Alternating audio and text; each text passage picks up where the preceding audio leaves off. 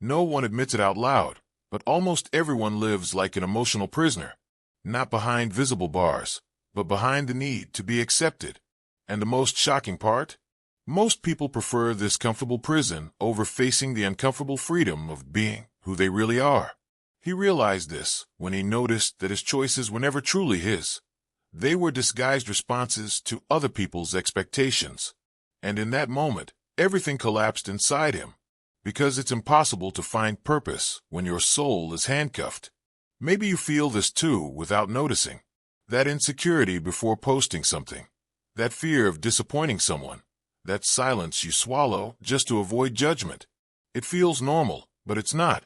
It's an invisible system that drains your emotional freedom, destroys your self-respect, and slowly erases your inner strength. And no one talks about this, because admitting emotional dependence hurts. It hurts because it reveals how much of your life isn't actually yours. The uncomfortable, but liberating, truth is that approval isn't affection. Approval is control. It's a psychological leash that trains you to be convenient, not authentic. And do you know what's worse? The more you try to please, the more you lose your purpose alignment. You drift away from what you believe, disconnect from what you desire, and transform into a character even you don't recognize.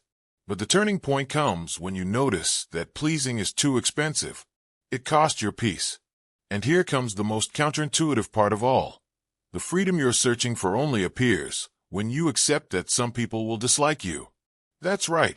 Rejection can be liberation, because those who don't like your truth never should have had control over your life. From the moment you understand this, something inside you rebuilds itself. A silent but powerful identity shift awakens. And that's exactly what this audiobook will do for you. Prepare yourself to dismantle old beliefs, break emotional chains, and see your life with brutal clarity, the kind that transforms. This isn't about cheap motivation. It's about real freedom. It's about courage. It's about reclaiming the right to be yourself. And when you feel this shift happening, you'll realize you were never trapped because you lacked strength, but because you lacked internal permission. And that permission you are about to claim now. He always realized that most of the weight he carried didn't come from the world, but from the eyes of others. It's curious how someone can lose their own peace trying to control something impossible, other people's opinions.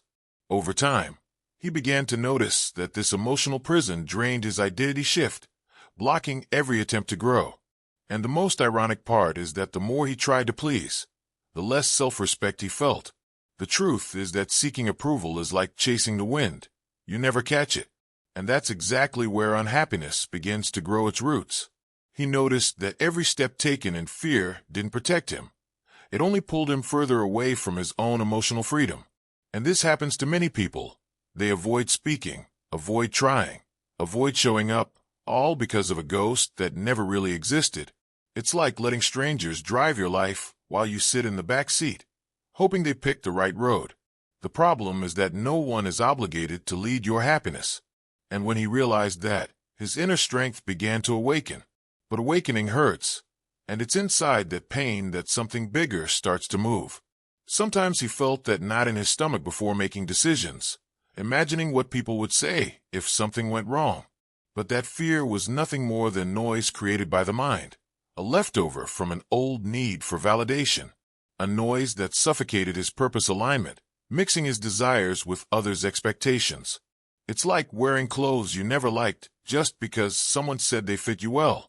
In the end, he was an edited version of himself, and edited versions can never feel fully happy.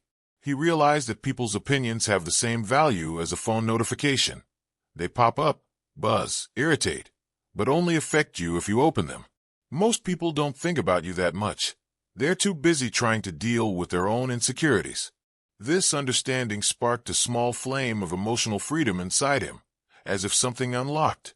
And it's impressive how a single insight can soothe the heart. But of course, this was only the beginning. The root was still there, waiting to be removed. When he finally admitted that he lived according to other people's eyes, it felt like taking off a mask he had worn for years. It wasn't comfortable, but it was liberating. This internal honesty strengthened his self-respect because it revealed who he truly was underneath the layers of fear. And through this process, His identity shift began to take shape. He even remembered a simple exercise, writing 2 titles on a sheet: "What I want" and "What they want from me." The gap between the lists was shocking, and that revelation opened space for a deeper transformation. He understood that living to please others is like paying rent in a place you never intend to live. You lose energy, enthusiasm, and authenticity. People like that live exhausted, constantly molding themselves to external expectations. It's like saying yes on the outside while screaming no on the inside. That contradiction slowly corrodes inner strength. But when he said his first no's, he noticed he not only survived, he felt lighter. Sometimes courage is born from the simplest acts. One day, while walking, he thought about how many dreams he had abandoned out of fear of judgment. That made him smile, not out of humor, but out of realization. He had talent, ideas, desire. He just lacked internal permission. And that permission is rare, but it's the foundation of purpose alignment because it places him at the center of his own journey. To help with that, he began writing down 3 things he genuinely wanted to do for himself each morning. Small habit, big impact. And something inside him began to move permanently. Little by little, he realized that opinions are nothing more than interpretations, often distorted, of each person's internal world. The judgment he feared so much had nothing to do with him, and everything to do with others' egos and projections. Once he understood that, his emotional freedom grew stronger, because no one had the authority to define his worth anymore. He even compared it to a $100 bill. Crumple it, fold it, dirty it. It still has the same value. He understood he was the same, and that changed everything. He began to look at himself with more kindness, respecting his story, his limits, and his desire to evolve.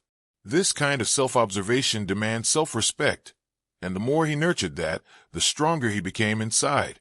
It wasn't arrogance, it was clarity, and that clarity helped him realize that true power lies in controlling how you respond to what others think, not in controlling what others think. This understanding reignited his inner strength, preparing him for something much deeper. And as that internal cycle strengthened, he realized something surprising. Maybe people's opinions had never been the real enemy. Maybe the enemy was what he believed about himself. That reflection opened the door to a broader identity shift, guiding him to the next level of understanding. Because if the root of unhappiness lies in this fear, what happens when we understand where it comes from? That silent question naturally led him toward Adler's philosophy. He always thought his emotions defined who he was, until he realized that, deep down, every emotion had a purpose behind it. This discovery made him see that nothing he felt was random. Everything served some goal, even if unconscious. That insight opened space for a powerful identity shift, capable of reorganizing the way he walked through life. When he understood this, he began noticing that even fear had a function. And suddenly, life stopped looking like emotional chaos and started looking like a map filled with clues about himself. Adler said we are not shaped by the past, but by the goals we choose. And this made him rethink everything he believed about himself. Every choice, every behavior, even every complaint was serving a direction he was trying to avoid or reach. That perspective brought a deep sense of emotional freedom, almost as if someone had cleared the fog in his mind. He began to see patterns, small repetitions that revealed what he was unconsciously seeking. And this clarity awakened his inner strength in an unexpected way. He realized, for example, that every time he said he was too tired, he was actually trying to avoid the discomfort of something new. Adler called this emotional teleology, using feelings to justify actions. And this made him question how many times he had sabotaged his purpose alignment by believing emotions were uncontrollable. When he understood that even anxiety served a purpose, he felt like he had taken back the steering wheel of his own life. Because if feelings have goals, then we can redirect those goals. A clear example was when he turned down a job interview, claiming he wasn't ready. Later he realized that fear of failure was using anxiety as a tool to keep him safe, or at least in the illusion of safety. That type of awareness strengthened his self-respect because he finally understood he wasn't weak. He was simply channeling his energy in the wrong direction.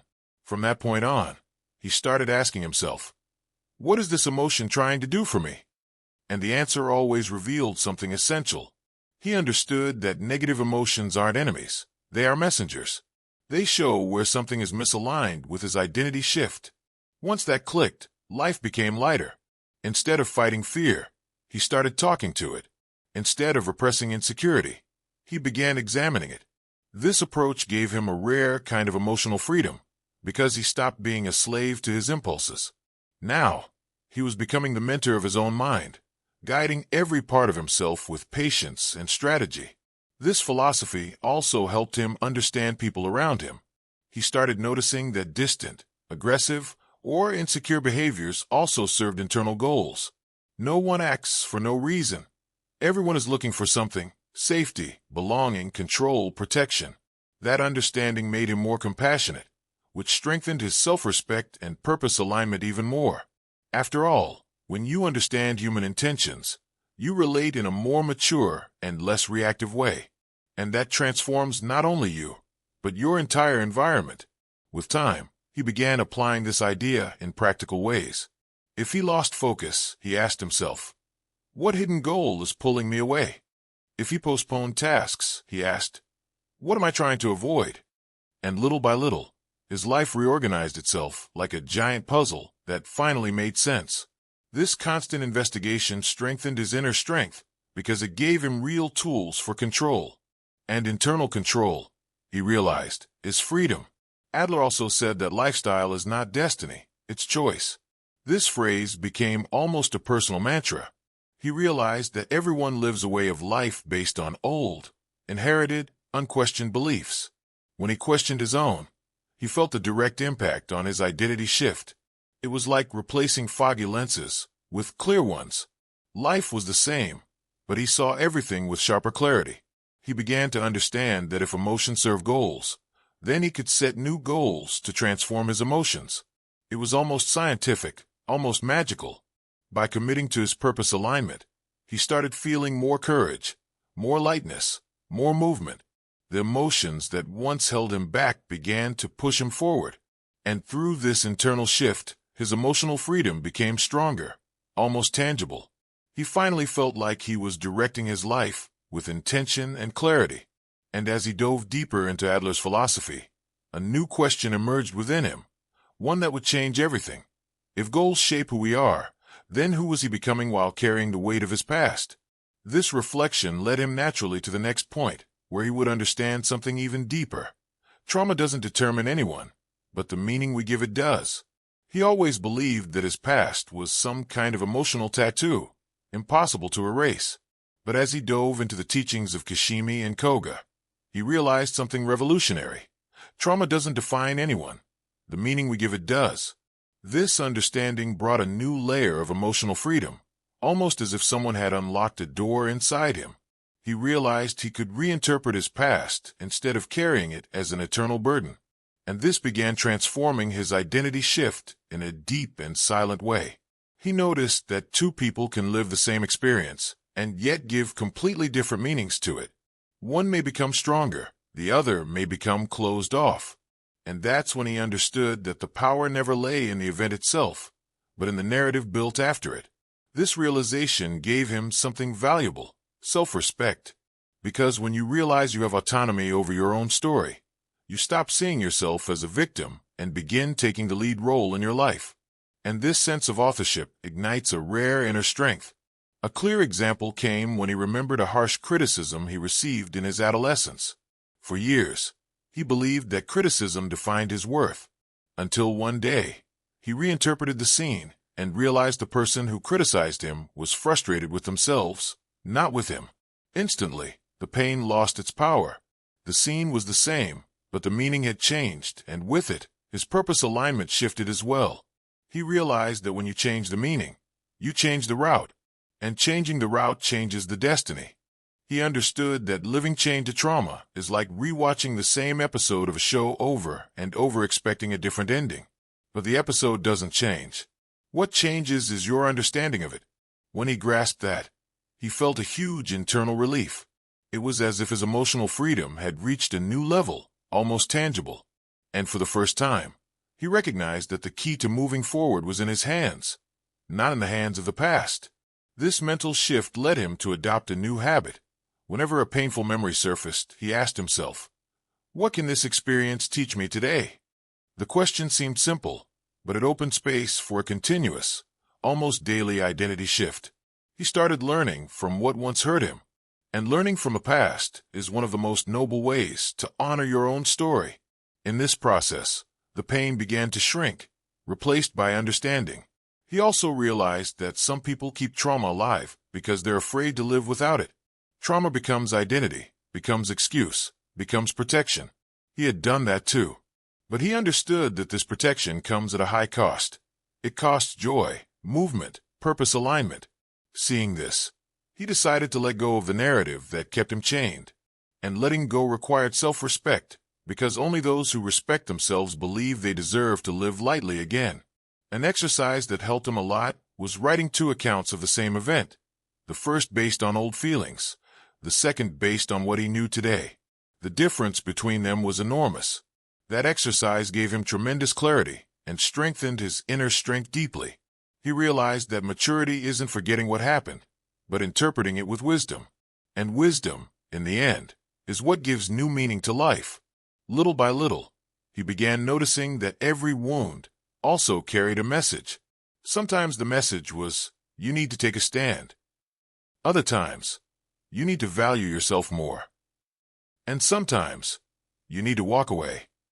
This refined emotional reading expanded his emotional freedom because it made him understand that the past only hurts when it's not understood.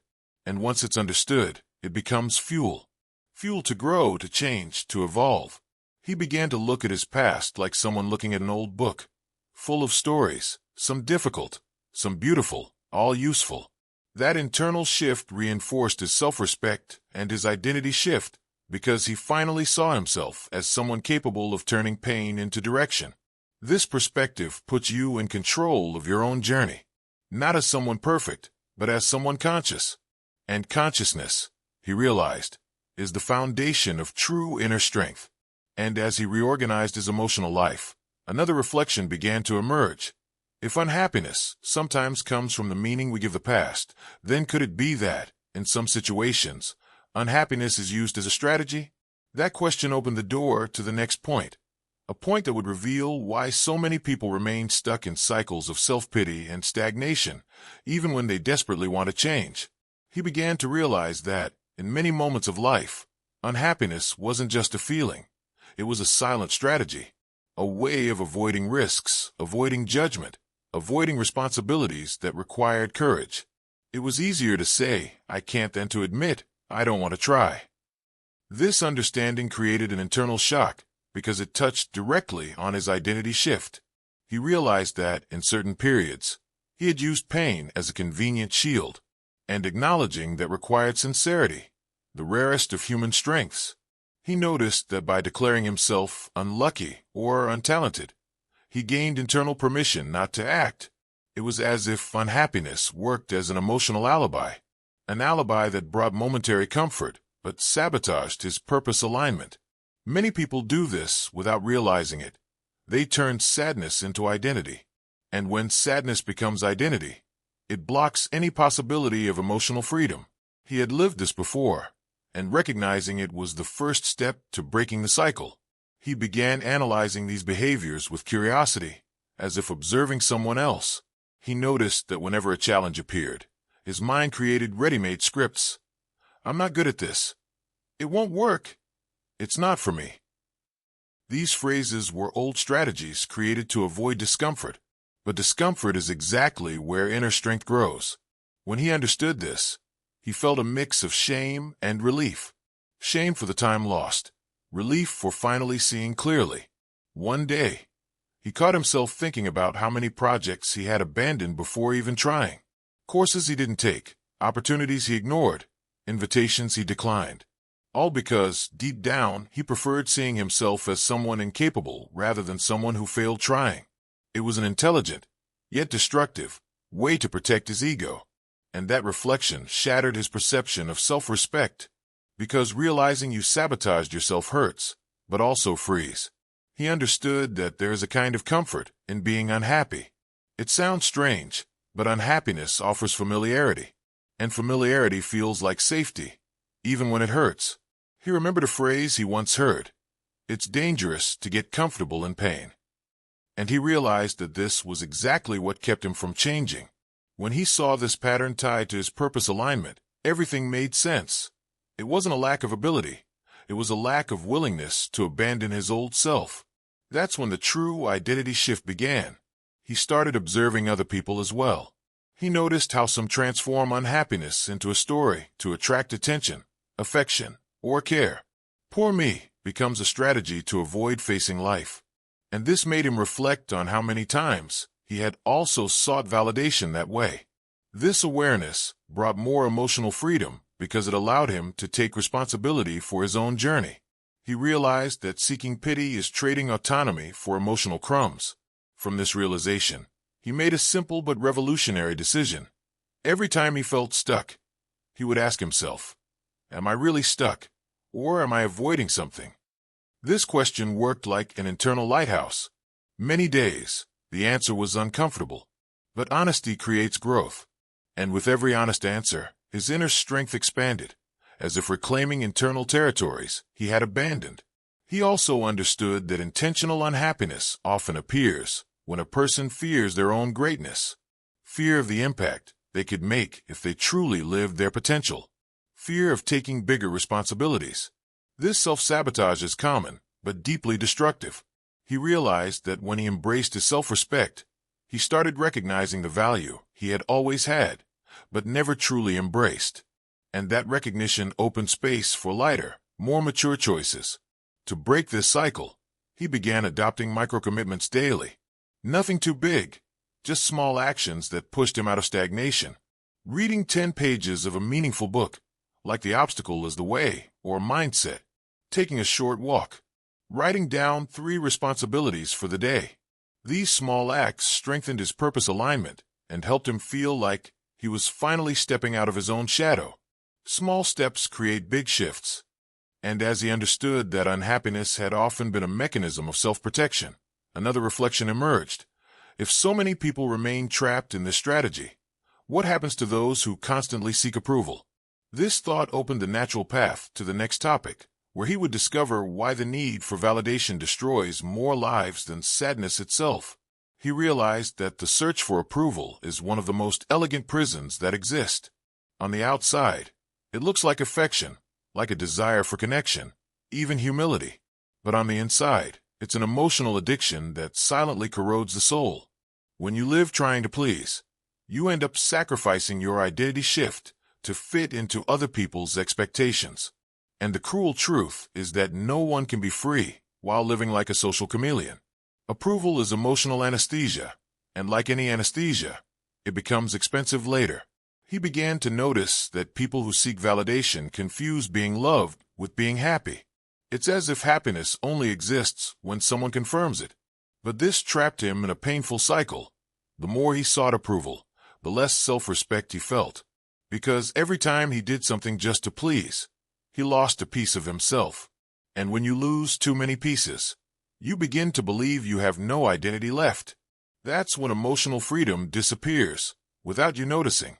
He noticed that this search was exhausting because approval is never stable. It changes according to the mood, beliefs, timing, and expectations of each person. Today you're admired, tomorrow you're criticized.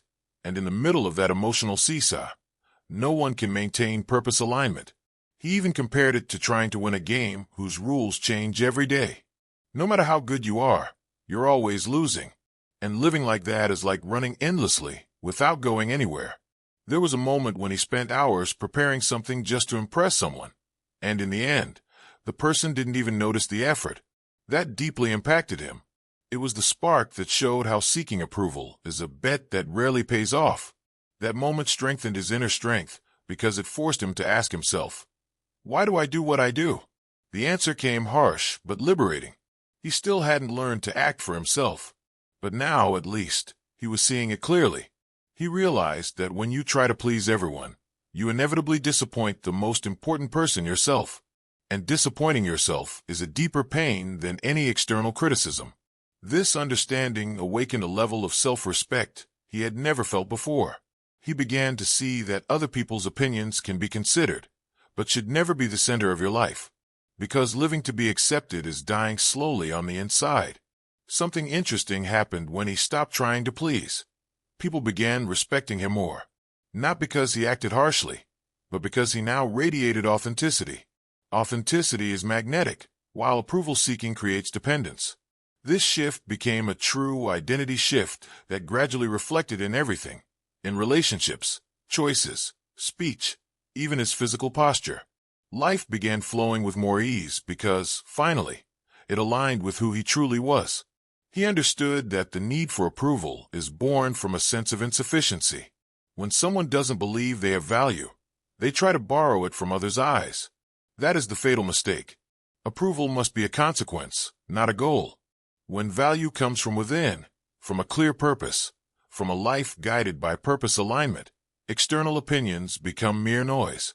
And at that moment, he realized that the key to emotional freedom is not being accepted by others, but being accepted by yourself. A simple exercise helped him break this pattern.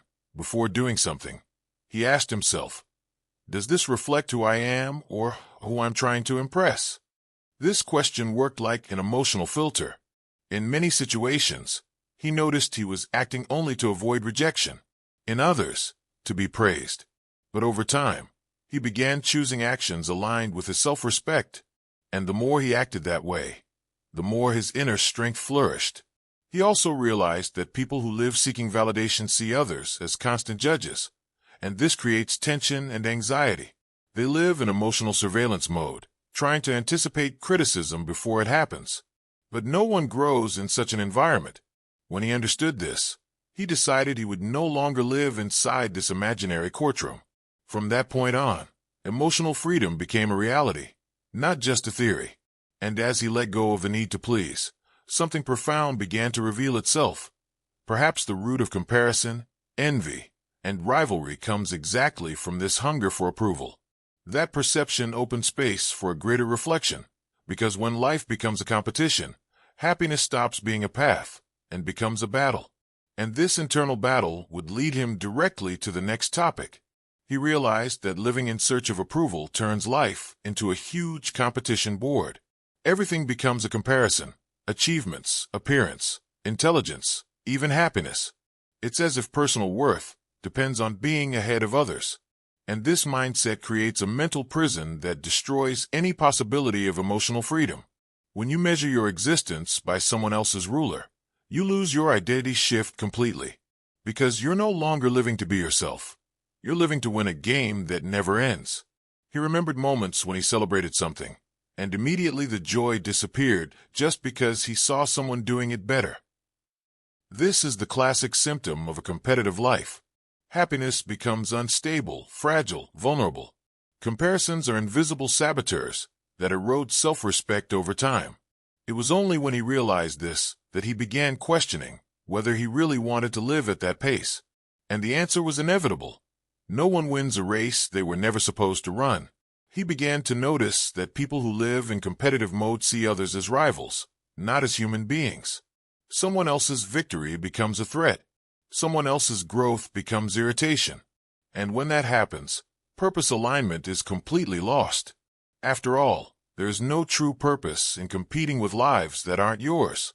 This realization helped him understand that the real path is not to compete, but to evolve.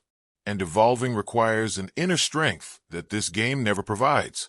At a certain moment, he realized that competition only existed because he was looking for validation in the wrong places. Comparison is, almost always, a disguised request for recognition. When self-love is missing, rivalry appears. And the most curious part is that comparison is never fair. We always choose someone else's strengths to contrast with our own weaknesses.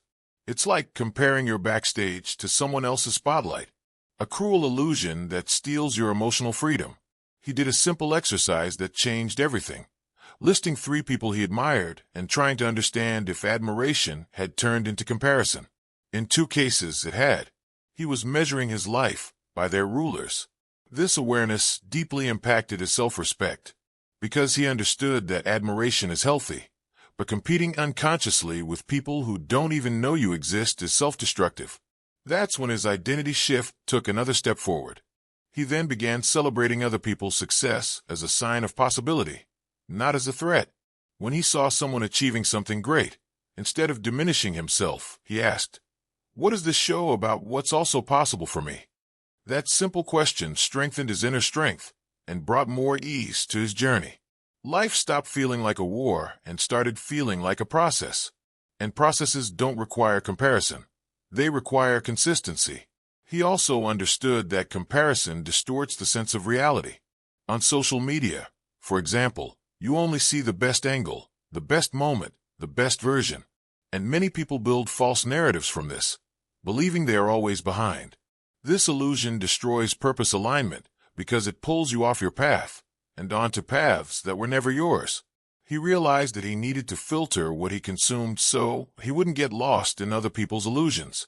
Gradually, he began replacing the question, "Who is ahead of me?" with "Who am I becoming?" This simple shift brought profound peace. Every step now had its own meaning, not a comparative one. He discovered that real growth happens when you work to honor your own journey, not to surpass someone else's. That's how his self-respect began to solidify in a deep, grounded way. He remembered a phrase, "The only person you should compete with is who you were yesterday." At first, it sounded cliché, but one day it finally made sense. He realized that directing energy toward his own evolution gave life more depth. Every mistake became a lesson. Every achievement became fuel. This kind of focus is what actually takes someone to a higher level, not the endless race against others. And when he finally understood all this, an inevitable question emerged. If competition destroys happiness, then what truly creates genuine satisfaction? That answer would take him directly to the next topic, a simple yet powerful discovery about the true path to happiness. He realized that happiness doesn't come from trying to please, but from genuinely wanting to contribute. The difference is huge. When you try to please, you seek external approval. When you contribute, you nurture an internal purpose. This perception brought new light to his identity shift because he finally understood that real value doesn't depend on applause. Contribution, unlike approval, is stable. It strengthens self-respect and opens space for emotional freedom that no one can take away. He started noticing this in small actions. When he helped someone sincerely, without expecting anything in return, he felt a kind of satisfaction that didn't disappear after a few hours. It was as if the act of contributing fed his purpose alignment from the inside out. Unlike approval, which arrives fast and leaves even faster, contribution creates internal roots, while the search for attention only creates empty spaces that never fill. He remembered moments when he did things only to be praised, and those moments never left a sense of fullness. On the contrary, the emptiness was always bigger. That's because the focus was on the ego, not the impact. Understanding this made his inner strength grow in a different way, more solid, quieter, more truthful. He realized that every human being has a deep need to feel useful, and genuine usefulness doesn't need an audience. A meaningful example happened when he helped a friend going through emotional difficulties. He didn't give ready-made advice. He just listened, welcomed, stayed present. And later, the friend said, "You saved me and didn't even notice." At that moment, he understood the real power of contribution. Life takes on another meaning when you realize you can make someone's world less heavy. That kind of gesture nurtures emotional freedom that public validation never offers. He also realized that contribution doesn't mean saving the whole world. Sometimes it's recommending a good book, like The Power of Habit, to someone who needs change. Other times it's sharing knowledge, opening a door, inspiring an action. These small impacts build a quiet legacy. And the more he contributed, the more his purpose alignment grew. It was as if every sincere act brought him closer to the most mature version of himself. At some point, he realized that contribution also heals worn-out relationships. When you start seeing people not as sources of approval, but as individuals you can serve in some way, life becomes lighter. This vision strengthened his self-respect because it made him see that he had value to offer, even without perfection. It's like replacing the game of competition with the game of generosity. And generosity is a currency that never loses value. He also realized that contributing doesn't mean abandoning yourself. On the contrary, it requires being aligned with who you are. People who give more than they have end up exhausted. People who give from purpose become stronger. He understood that contribution without identity is emotional servitude. Contribution with identity shift is expansion. This distinction was crucial because it helped him set healthy boundaries while continuing to help others. Over time, he noticed that truly happy people share one thing in common. They all contribute, not because they want applause, but because they can't imagine living any other way. Contribution creates an internal current of satisfaction that renews itself daily. It's almost like emotional fuel, and the more he fed that, the more his inner strength became firm, as if he were building an unbreakable internal foundation. Sometimes he found himself contributing anonymously, and discovered that this was the purest form of happiness. Without recognition, without expectation, without exchange, just impact. This experience revealed a level of emotional freedom he had never felt before. It was liberating to act without fear, without needing to prove anything. And it was in this state of freedom that he realized he had found a kind of joy that no one could take away. And as this new awareness bloomed inside him, a deep reflection arose. If contributing is a source of happiness, then why do so many people remain stuck in the desire to please and the fear of judgment? This question naturally carried him to the next step, where he would discover the power of accepting imperfections and living fully in the present. He realized that living in the present is one of the most revolutionary acts in modern life. Most people live stuck in the past or trying to predict the future, forgetting that the only thing that truly exists is the now. This awareness awakened in him a kind of emotional freedom that felt almost spiritual. By accepting that not everything needs to be controlled, he began to breathe with more ease. This acceptance opened space for his identity shift, because only those who are fully present can transform. He understood that acceptance doesn't mean giving up, but recognizing reality without emotional resistance. It's like stopping the fight against an impossible tide and learning to swim with it. When he did that, his self-respect began to strengthen because he stopped blaming himself for things that were never in his control to begin with. Accepting is also maturity. It's understanding that some people won't like you, and that's okay. You don't like everyone either. That brought him unexpected peace. He began observing his own imperfections with a gentler look. Before, he pressured himself too much. Now, he understood that evolution doesn't require perfection. It requires awareness. This new gaze strengthened his inner strength every day because he stopped being his own enemy. He realized that life isn't a test to be passed, but a journey to be lived. The simplicity of that understanding was transformative. One day, during a walk, he noticed his mind drifting to old conversations, future problems, imaginary scenarios. And in that moment, he decided to focus only on the sound of the wind and the rhythm of his footsteps. That small exercise of presence brought immediate calm. He understood that living in the present means training the mind like a muscle. Reading, meditation, journaling. All of this became part of his routine to sustain that practice. It was his way of strengthening his purpose alignment. He learned to celebrate small things, those that previously went unnoticed. The smell of coffee, morning light, the silence of late afternoon. These small celebrations anchored his mind in the now. The more he celebrated, the more he felt life pulsate with purpose. And that daily vibration was a constant reminder that happiness lives in the simple, not the extraordinary. It's the simple that returns us to lost emotional freedom. He realized that living in the present reduces anxiety because it eliminates the space where anxiety grows, the imagined future. Anxiety always talks about tomorrow. Presence talks about now. And whoever lives in the now is never lost. With this understanding, he began making clearer decisions without the weight of anticipation. This strengthened his identity shift because it showed him that he could choose his path with more clarity and less fear. He also realized that accepting the present includes accepting who he was at that moment, with flaws, limits, and potential.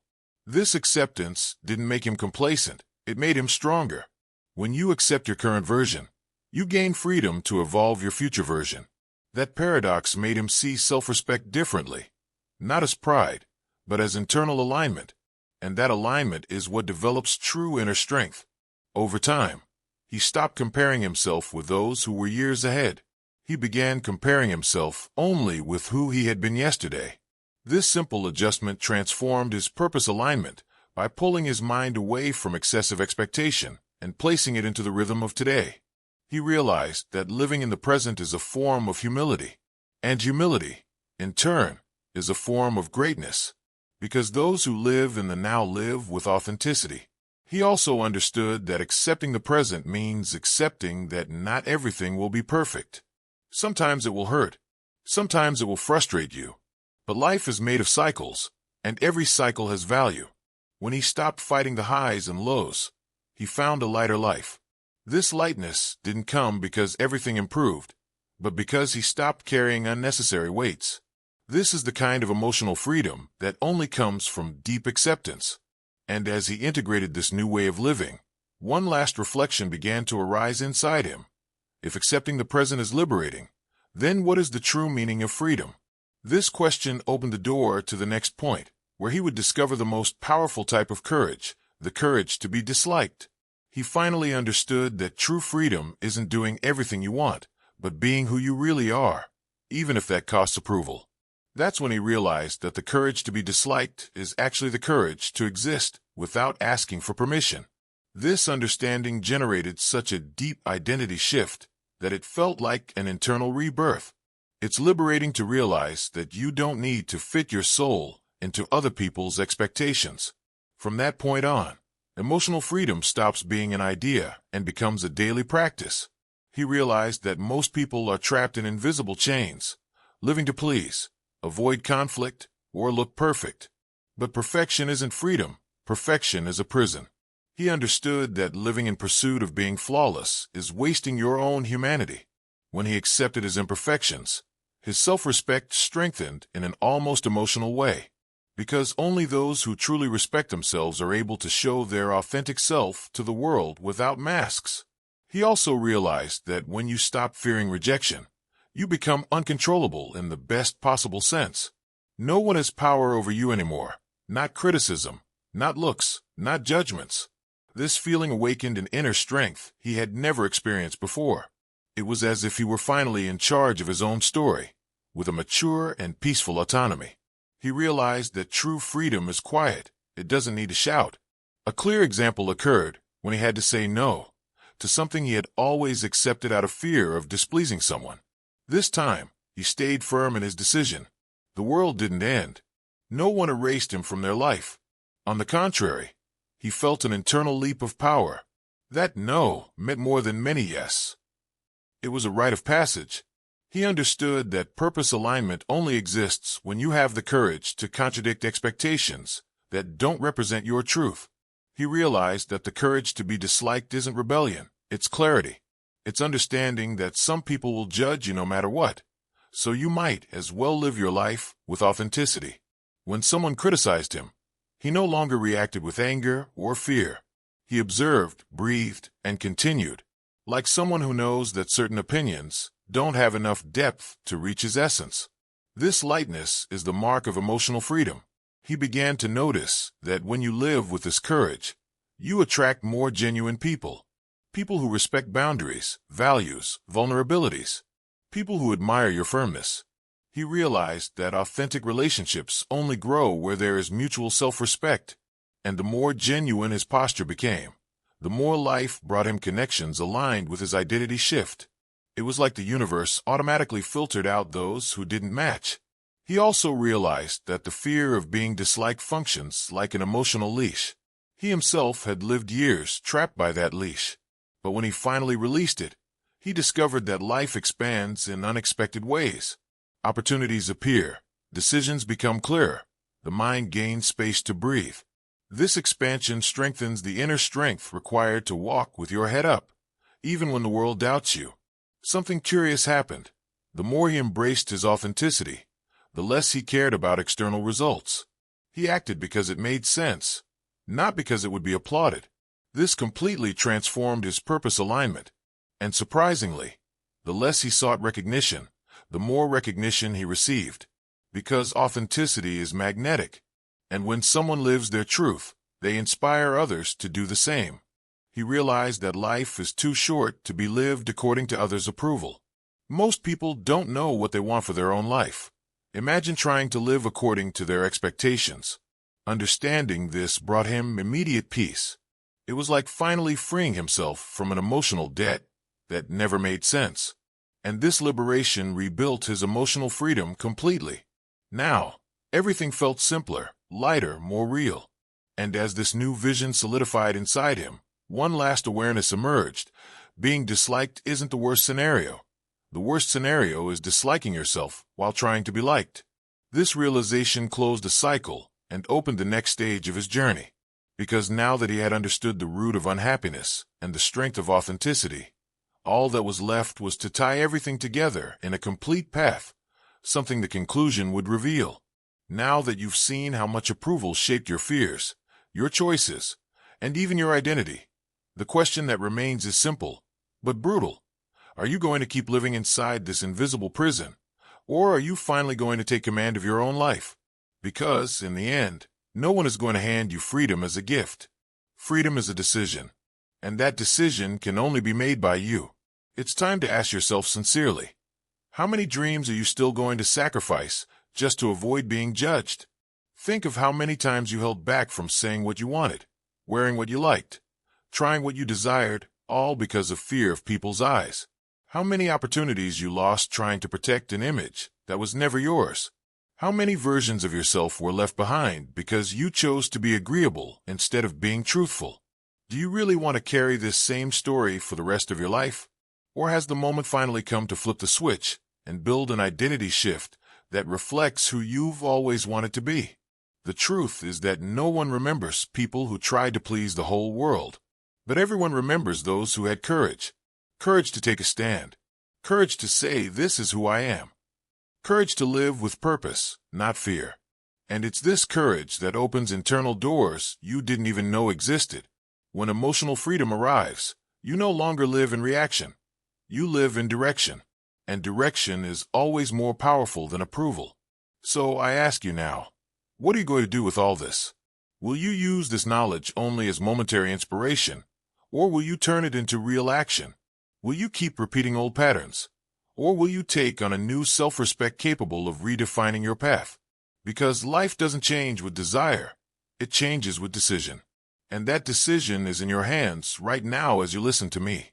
If this opened something inside you, if it made you see that it's time to live with authenticity, strength, and purpose alignment, then you are ready for the next chapter of your story.